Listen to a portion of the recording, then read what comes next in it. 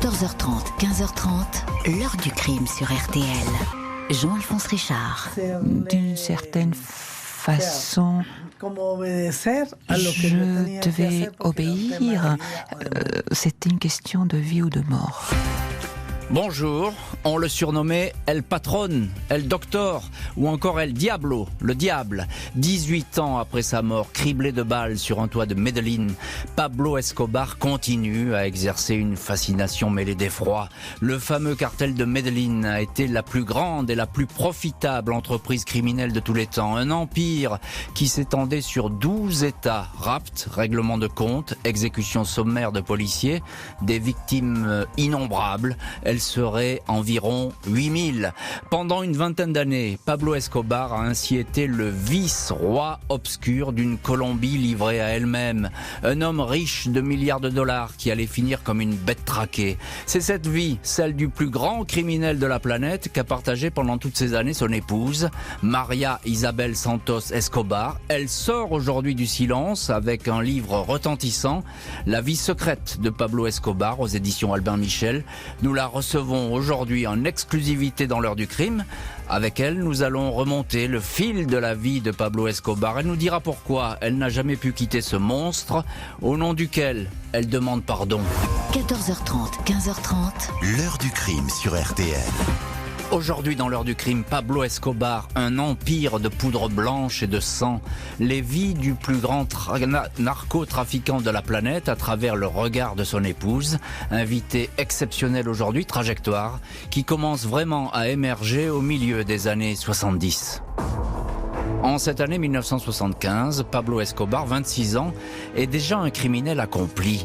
La légende raconte que ce fils d'une famille pauvre a commencé sa carrière en revendant des pierres tombales dérobées dans des cimetières, puis a touché à tout. Fournisseur de faux diplômes de l'université de Medellín, où il est inscrit quelques mois, revendeur de tickets de loto falsifiés, receleur de voitures volées. À Medellín, ville déjà livrée à tous les trafics, il passe vite à la vitesse supérieure en se lançant dans une activité alors en plein essor. Le rapt de gros commerçants et cadres supérieurs, Escobar, bien renseigné, implacable, excelle dans cette pratique qui le rend riche. Comment ai-je commencé ? J'avais envie de vivre et j'avais de l'ambition, dira-t-il. Escobar raconte avoir découvert le trafic de drogue dans une discothèque. Un jeune Américain lui a expliqué comment, dans son petit avion, il a fait passer quelques kilos de cocaïne aux États-Unis. Le plus facile des trafics et aussi le plus juteux. À Medellín, le parrain local de la drogue s'appelle alors Fabio Restrepo. Il n'a aucune considération pour ce Pablo Escobar, qui souhaite faire du commerce avec lui. 3 semaines plus tard, Restrepo est retrouvé mort, criblé de balles. Premier cadavre exquis qui fait de Pablo Escobar le nouveau patron de la cocaïne à Medellín. Pablo Escobar voit grand pour ce marché régional qui pourrait devenir mondial.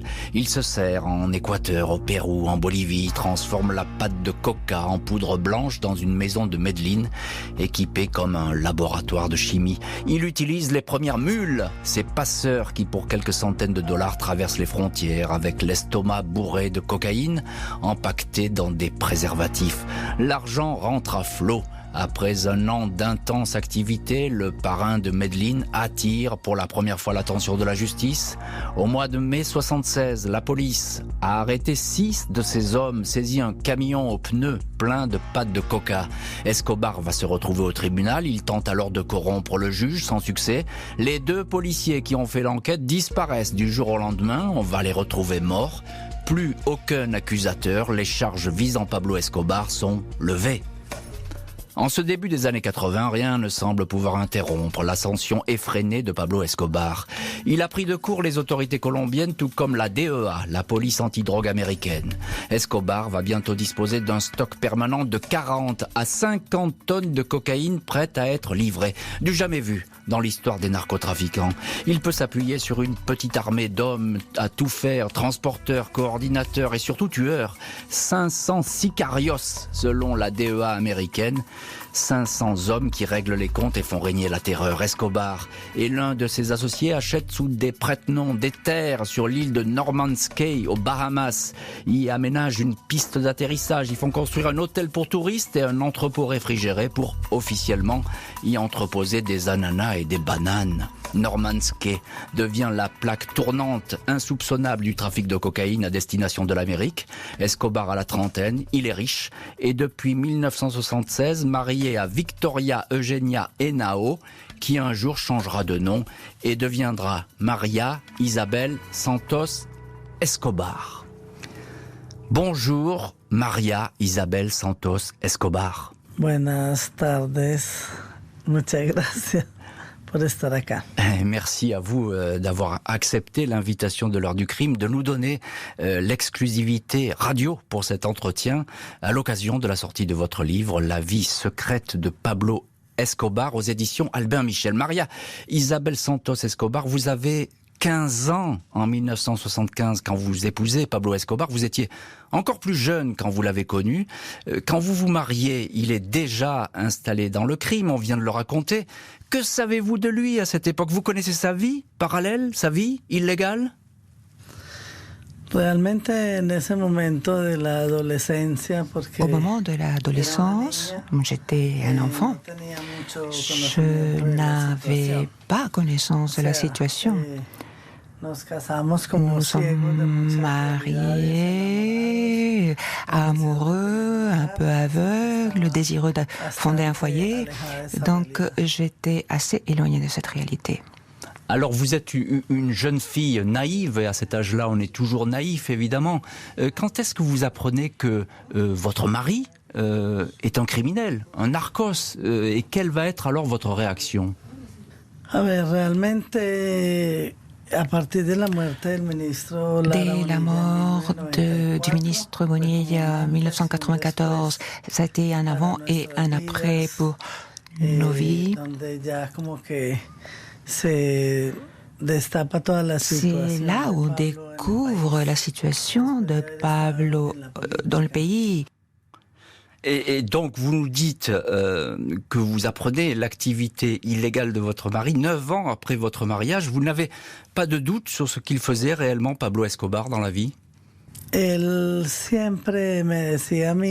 disait toujours qu'il s'occupait de l'immobilier, de l'élevage, et on ne pouvait pas s'en apercevoir à la maison parce que c'est quelqu'un qui partait travailler dans son bureau et moi je m'occupais de mes enfants, de la maison, donc je n'avais pas un contact direct avec ce qu'il faisait lui dans son travail.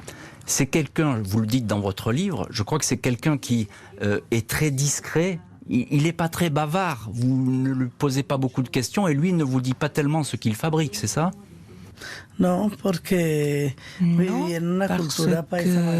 c'est une culture païsa, machiste.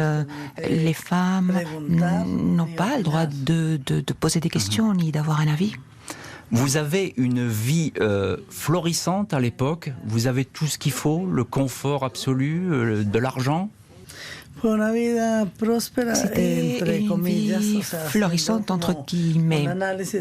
Si nous analysons les choses toute la vie avec mon fils, lorsque nous analysons la situation, disons que c'était 4 ans de prospérité.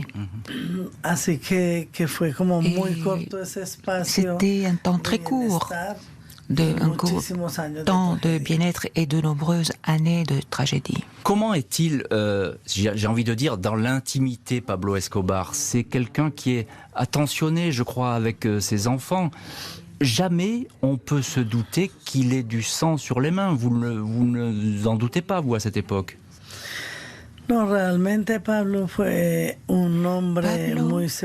a été un homme séducteur, il a été un très bon père, il était près de ses enfants, il leur racontait des histoires, mon fils adorait ça avec moi, c'était un homme très séducteur, romantique, il m'offrait des fleurs, m'envoyait des lettres d'amour. C'était 2 personnes différentes dans dans le même personnage. Il y avait le Pablo Escobar de l'extérieur et le Pablo Escobar de la maison, de l'intérieur. Et le Pablo Escobar de l'extérieur, évidemment, il y a le trafic de drogue, on va en reparler, mais il y a aussi, vous consacrez plusieurs pages de votre livre à cette histoire. Il a beaucoup de maîtresses, Pablo Escobar, il vous trompe. Oui, très infidèle. Et c'était très difficile, pénible, douloureux. Et c'est pour ça qu'à de nombreuses occasions, j'ai voulu me séparer. Et il me disait non, il n'allait pas abandonner son foyer ni sa maison pour aucune raison. Sous aucun prétexte. Et à ce moment, je le voyais comme un acte d'amour. Malgré tout, il voulait rester à mes côtés. Et avec les années, j'ai consulté avec des spécialistes, neurologues, experts dans les stress post-traumatiques. Et ils me montraient que je vivais avec un psychopathe. Et les psychopathes sont très séducteurs dans les relations avec les gens. Pablo Escobar, le psychopathe, est riche à millions. La Colombie et les États-Unis n'ont pas encore pris la mesure des activités du cartel de Medellín et de son boss. Celui-ci ne va cesser de grossir au point de se voir peut-être un jour à la tête de la Colombie. En ce mois de février 1979, Pablo Escobar fait visiter à son épouse Victoria l'immense propriété qu'il vient d'acheter à Valledupar, à 750 km au nord de Medellín. 850 hectares de jungle insalubre acquis pour $820 000. Une goutte d'eau pour le trafiquant qui, déjà, ne sait plus quoi faire des sacs de dollars qui s'accumulent. Escobar, atteint de la fièvre acheteuse, va devenir propriétaire de 8 autres adresses, dont la plus célèbre, celle de Naples, qu'il dédie à l'un de ses héros, le roi de la pègre, Al Capone, d'origine italienne. Un petit avion trône à l'entrée de l'immense hacienda de Nápoles. L'histoire dit que ce monomoteur Piper était le premier qui a servi au transport de drogue. Il ne s'agit en fait que d'un appareil s'étant écrasé au décollage. Les visiteurs aperçoivent ensuite la carcasse d'une vieille Ford de 1936 criblée de balles, le véhicule dans lequel aurait péri Bonnie and Clyde. Escobar en a fait tirer par ses gardes du corps 167 projectiles dans la voiture pour une reconstitution plus vraie que nature. Nápoles possède encore un héliport enfoui dans la végétation, la plus grande piste de motocross d'Amérique latine et un zoo des animaux achetés à prix d'or, lions, kangourous, hippopotames, perroquets et dauphins roses d'Amazonie. Un zoo au cœur de la jungle et ouvert au public. Son épouse dira avoir vu alors le trafiquant rayonnant et radieux. Pablo Escobar est un tueur sans scrupules qui joue les Robins des Bois. À Medellín, son argent sale inonde des programmes sociaux et immobiliers. Il fait construire, le plus souvent dans la plus totale illégalité, des maisons, des écoles et des stades de football pour les plus démunis. On ferme les yeux sur ses activités, on ne voit que le héros des pauvres. Est-il sincère ou met-il à sa botte une population qui lui sera dévouée, le protégera de la police et lui rendra n'importe quel service? Il entre en politique même si sa mère l'a prévenu qu'il signait là son arrêt de mort. Le 20 juillet 1982, il est élu membre de la Chambre des représentants de Colombie. Il n'est officiellement qu'un homme d'affaires, mais les Américains l'ont dans le collimateur. Le président Reagan vient de déclarer une guerre totale aux narcos. Un journal de Bogota rappelle l'arrestation d'Escobar 7 ans plus tôt pour possession de cocaïne. Le rédacteur en chef est exécuté. Le ministre de la Justice, Rodrigo Lara Bonilla, dénonce Escobar. Il est tué dans un guet-apens. C'est le premier ministre d'État assassiné en Colombie. Pablo Escobar devient alors l'homme le plus recherché du continent américain. Commence pour le patron du cartel de Medellín, son épouse Victoria, mère d'un petit garçon de 7 ans, et qui est alors enceinte d'un deuxième enfant, 7 années de traque et de clandestinité. Au milieu de cette cavale, Juan Pablo Escobar, le fils, se souviendra d'avoir logé une semaine dans une maison misérable de Medellín, sans pouvoir rien manger, malgré 2 sacs en plastique que gardait son père, enfermant chacun $1 million.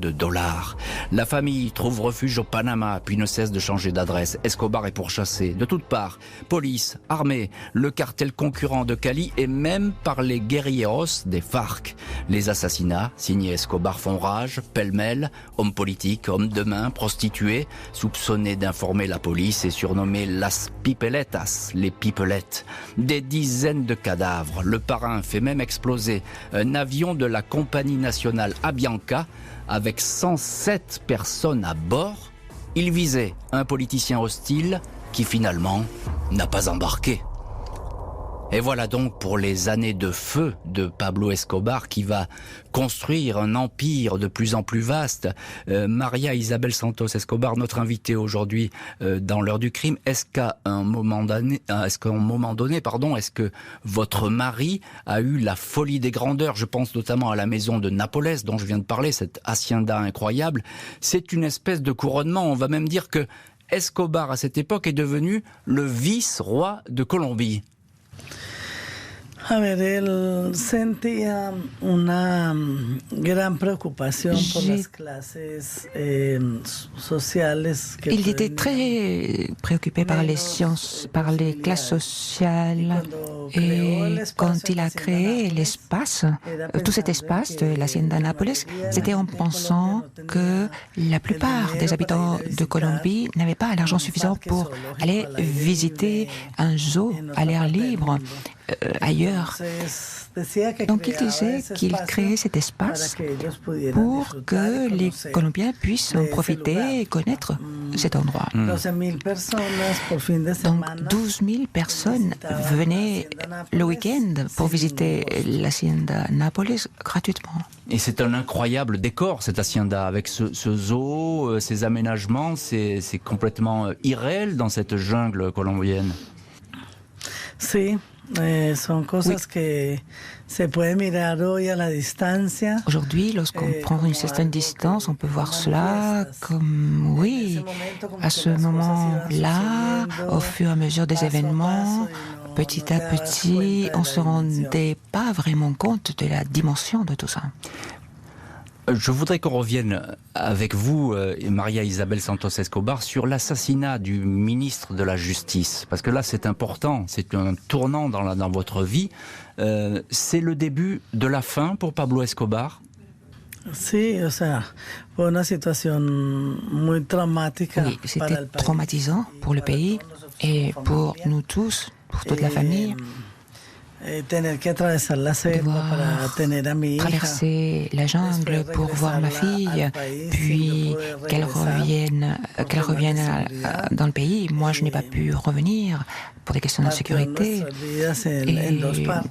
Et on était divisés, en quelque sorte, le pays aussi. Vous partez, toute la famille part en exil au Panama. Là, vous savez que Pablo Escobar, il fait des affaires qui sont illégales. Est-ce que votre regard change sur lui à ce moment-là? Qu'est-ce que vous pensez de cet homme? Ce sont des situations extrêmes, bizarres, parce que justement, lorsque ma fille est née, 15 jours après, il y a une commission qui fait un voyage, une commission qui se rend au Panama pour parler avec Pablo sur la situation du pays et comment pouvait-on organiser la situation autrement. C'était très complexe. Il y avait la situation politique, les politiques qui s'approchaient de ce personnage. Donc, on ne comprenait pas bien ce qui se passait à ce moment-là. Mais vous, est-ce que votre regard sur Pablo Escobar, est-ce qu'il change? Est-ce que vous vous dites, après tout, je suis peut-être avec la mauvaise personne? J'étais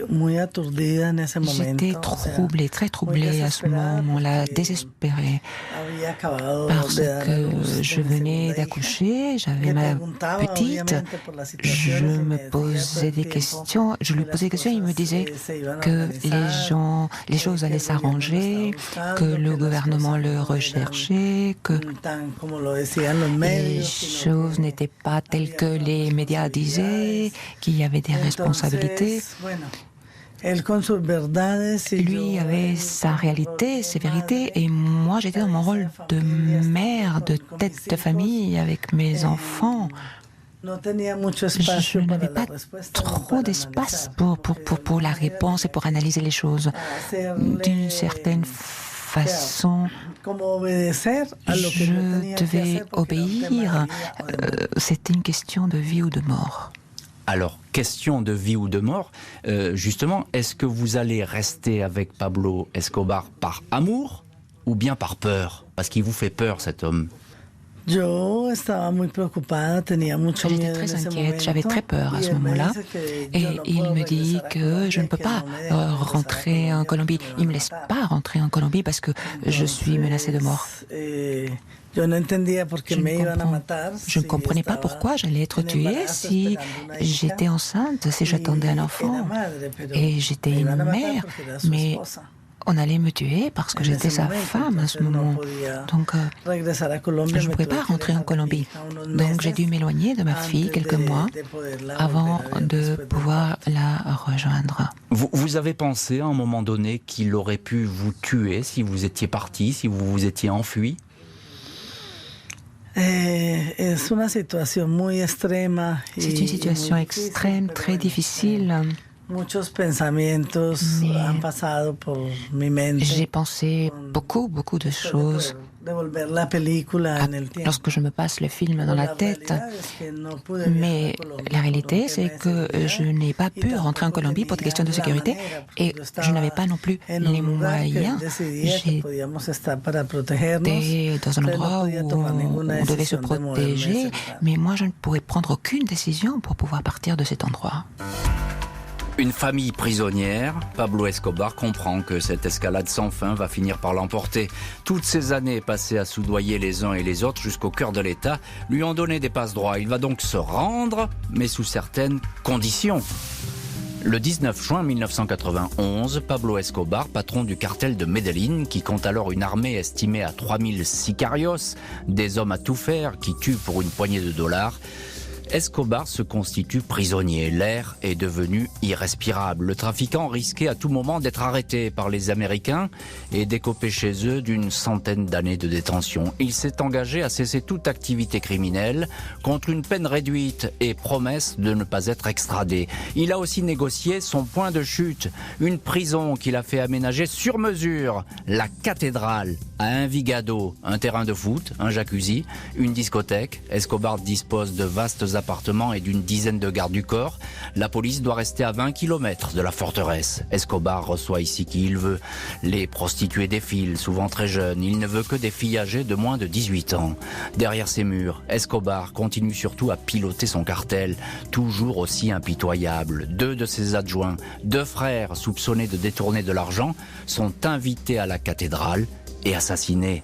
Après 1 an de détention, les autorités décident de changer le trafiquant de prison. Il est averti de ce changement, il s'évade. Pablo Escobar, fugitif numéro 1 du continent américain, sombre dans la clandestinité, contraint de changer sans cesse de planque à la tête d'un empire qui s'effrite.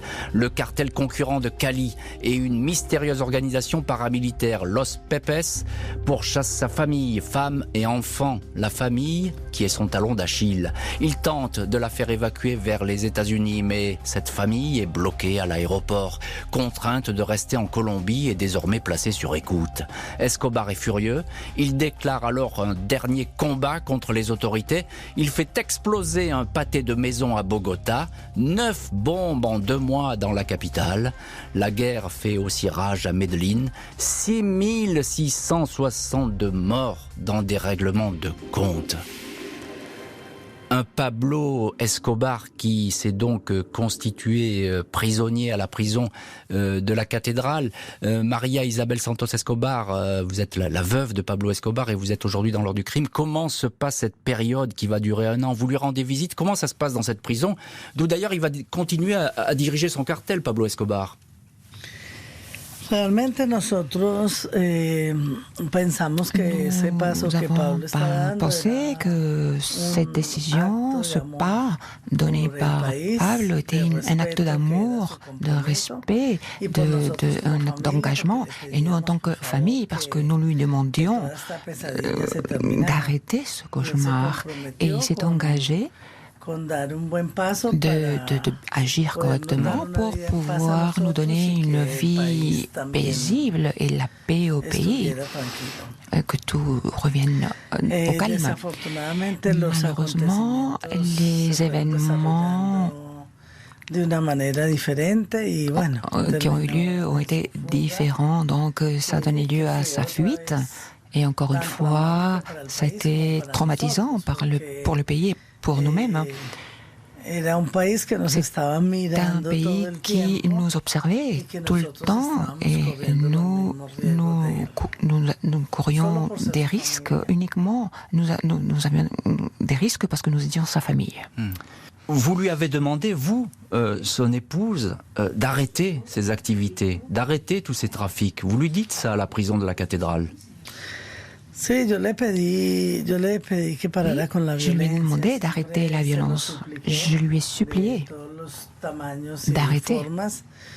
Et il me disait toujours qu'il cherchait la paix, la tranquillité uniquement pour ses enfants et pour sa famille. Et nous n'avons jamais eu les résultats escomptés suite à ces engagements. Il vous avait fait cette promesse d'arrêter? Il ne l'a pas tenue? Oui, il a fait cette promesse d'arrêter et malheureusement, ça n'a pas été le cas. Pablo Escobar, le menteur, est acculé. Il est lancé dans une escalade sans fin de la violence. Il croit encore pouvoir gagner la partie, mais cette fois, tout le monde est contre lui. L'issue sera fatale. Ce jeudi 2 décembre 1993, Pablo Escobar se terre dans une maison du quartier de Los Olivos, à Medellín. L'homme est épuisé, rongé par les amibes contractées dans la jungle, transformé par son inactivité forcée. Il pèse désormais 115 kilos. La veille, il a fêté son 44e anniversaire en tête-à-tête avec son dernier garde du corps, son cousin et ancien chauffeur de sa mère surnommé El Limón, le citron. Ses 9 lieutenants et ses 3 meilleurs tueurs ont été soit arrêtés, soit abattus. Il avait réussi à mettre à l'abri sa famille en Allemagne, mais ce pays vient finalement de renvoyer tout le monde en Colombie. Il veut avoir de leurs nouvelles. À 13h37, il téléphone à son fils, communication trop courte pour que le bloc des Búsqueda, le groupe de recherche du général Octavio Vargas, puisse localiser l'appel. Jusque-là, Escobar a toujours échappé au général, utilisant dans ses propriétés des sorties dérobées ou des tunnels aménagés. À 14h32, comme prévu, le parrain rappelle son fils. L'ordinateur confirme qu'il s'agit bien de la voix du fugitif. Cette fois, le signal est précis, une zone de 400 mètres carrés autour du terrain de foot d'Olivos. 3 minutes plus tard, 14h35, 3 fourgons de commando s'approchent d'une maison de 1 étage. « Je vois quelque chose de bizarre », dit Pablo Escobar à son fils. « À bientôt !» Le parrain raccroche, alors que les policiers sont à la porte. Le cousin garde du corps tente de s'interposer, mais il est aussitôt abattu. Depuis une fenêtre du premier étage, Pablo Escobar saute sur le toit de la maison voisine. Il ne court qu'une poignée de secondes. Les commandos ouvrent le feu au pistolet mitrailleur. 3 balles dans le crâne, 2 autres dans le pied droit, une dans la hanche. Les policiers s'approchent du corps. Le roi de la cocaïne est mort. À 14h50, le général Octavio Vargas indique officiellement que Pablo Escobar Gaviria vient de s'offrir une tombe en Colombie. Maria Isabel Santos Escobar, notre invitée aujourd'hui dans l'heure du crime, veuve de Pablo Escobar. Comment apprenez-vous la mort de votre mari une fois qu'il s'est évadé de la prison et recherché par la police? Je suppose que vous n'avez rien oublié de ce jour. Sí, absolutamente. Oui, Yo hacía más de 5 meses. Cela faisait 5 mois que je vivais protégée par l'État colombien. Et aussi, nous avons vécu de nombreux attentats à cette époque. À la mort de Pablo, nous vivions à Bogota, à résidence Askendamano, dans un immeuble militaire. Et Pablo nous appelle là-bas de nombreuses fois, désespéré, inquiet par notre avenir. Il disait que notre avenir était très incertain à ce moment-là dans le pays. Et il nous interdisait le téléphone. On ne pouvait pas utiliser le téléphone. Et ce jour-là, il a fait tout le contraire. Il nous a appelés de nombreuses fois et il a été détecté, on l'a trouvé. Pardonnez-moi de vous poser cette question, mais quand vous apprenez la mort de votre mari, c'est une douleur ou c'est un soulagement ? J'ai senti une grande douleur à cause de la situation de mes enfants, parce qu'ils avaient perdu leur papa. J'ai senti une frayeur, puisque j'ai senti la mort sur mon dos après la mort de Pablo Escobar. Et en même temps, je me suis dit, bon, ce cauchemar est terminé pour lui et pour nous. Et ça n'a pas été vraiment le cas parce que nous avons vécu une année très très difficile, comme je dis dans le livre, parce qu'il y a eu toutes ces négociations que j'ai eues avec les cartels et accompagné avec l'État colombien à ce moment-là. Maria Isabel Santos Escobar, quand Pablo Escobar est mort, ses deux frères ont dit il s'est suicidé, il s'est exposé aux tirs des policiers. Est-ce qu'à la fin de son existence, Pablo Escobar, le patron des narcos en Colombie, était à bout de souffle? Il n'en pouvait plus de cette vie, de cette cavale permanente? Oui, il s'est suicidé. Il a toujours dit qu'il allait se suicider et que jamais il n'allait se laisser appréhender.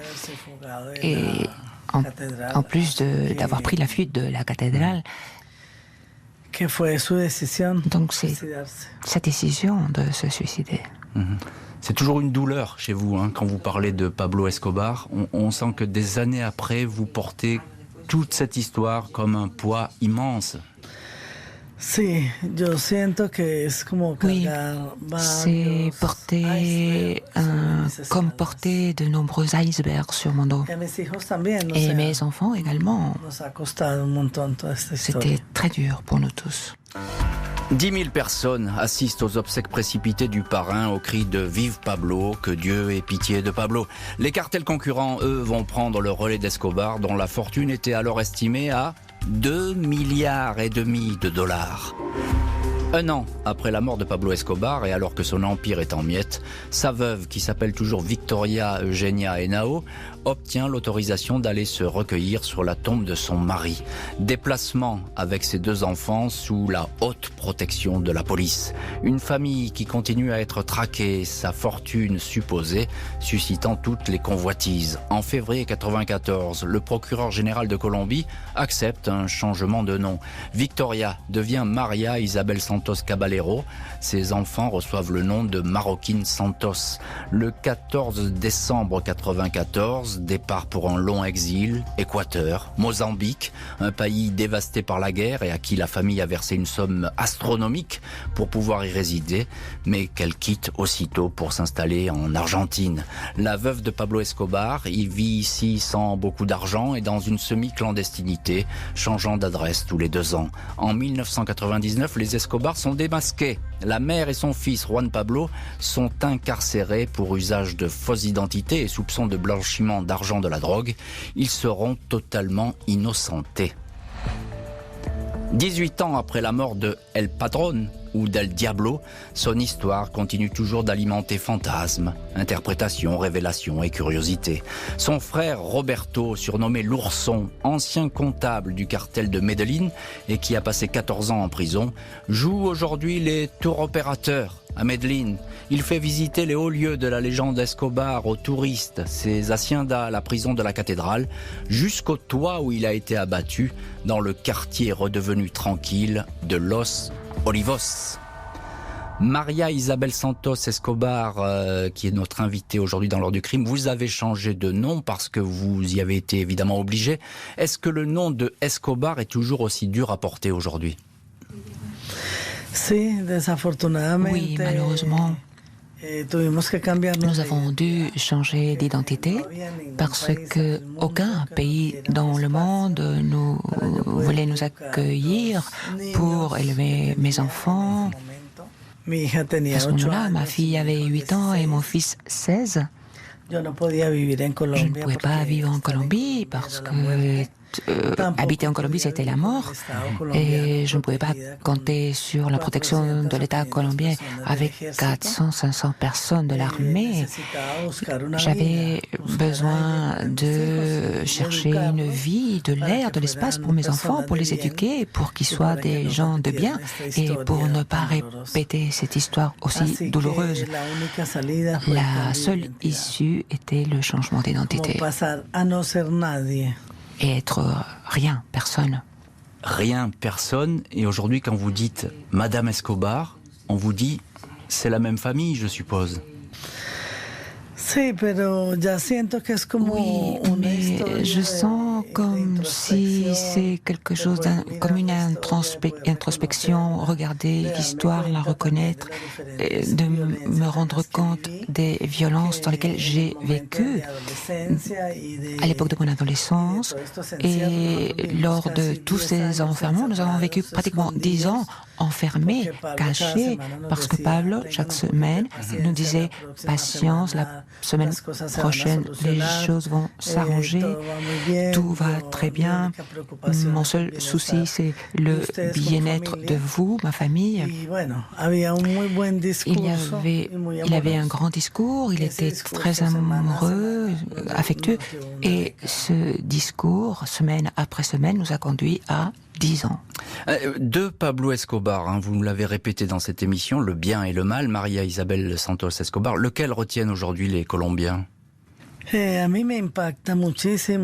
suis très affectée lorsque je vois et touchée par les magasins de souvenirs où on vend les t-shirts, les histoires, des récits sur Pablo Escobar. Donc c'est difficile à comprendre cette pensée collective d'une société qui a été aussi maltraitée par toute cette situation. Et néanmoins, je sens qu'on se rappelle plus du bienfaiteur, de celui qui accompagne, plutôt que l'homme qui a généré la violence. Alors, je suis pas sûr que ce soit l'avis des victimes, effectivement, en Colombie. Est-ce que vous pensez encore aujourd'hui au drame de ces années, à toutes ces victimes? Oui, tout le temps. J'ai eu l'occasion d'approcher certaines victimes avec beaucoup de respect, avec douleur, et le pardon que je leur ai demandé pour toutes les folies de mon mari. Je regrette énormément tout ce qui est arrivé dans le pays. Et j'aurais aimé que toutes ces propriétés qui ont été reprises par le gouvernement colombien auraient pu bénéficier, ces victimes auraient pu bénéficier de ces propriétés ou l'argent de ces propriétés, mais malheureusement ça n'a pas été le cas jusqu'à présent. Merci beaucoup Maria Isabel Santos Escobar pour votre témoignage exclusif aujourd'hui sur RTL. Je rappelle le titre de votre livre, La vie secrète de Pablo Escobar chez Albin Michel. Merci à l'équipe de l'émission de l'heure du crime, Justine Vignot, Marie Bossard à la préparation et puis Boris Pirédu qui était à la réalisation.